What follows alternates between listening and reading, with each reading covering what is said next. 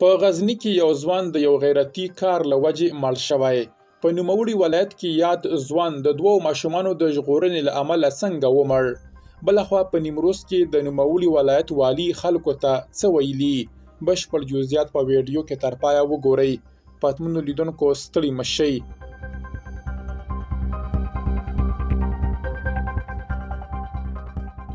له غزني څخه هم خبر لرو خو پیل پر نیمروز کوو.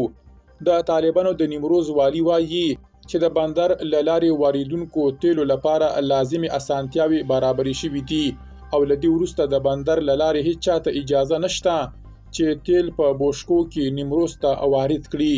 محمد قاسم خالد وایي د ناقانونه تیلو واردولو مخنیوي په موخه یوه کمیټه ګمارل شوې.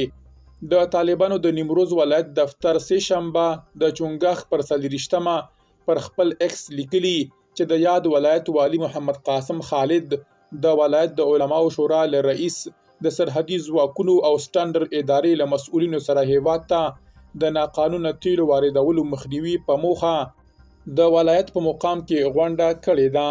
یاد دفتر وایي په دې غونډه کې په ناقانونه توګه د تیلو واردولو پر مخنیوي ټینګار شوی او د مخنیوي پر لارو چارو یې خبرې کړې دي. بلخوا د غزني امنیه قومندانۍ خبر ورکړی چې په دې ولایت کې د سید نصیر احمد په نوم هغه ځوان خپل ژوند وبایله چې غوښتلې په اوبو کې د بندو ماشومانو ژوند وژغوري.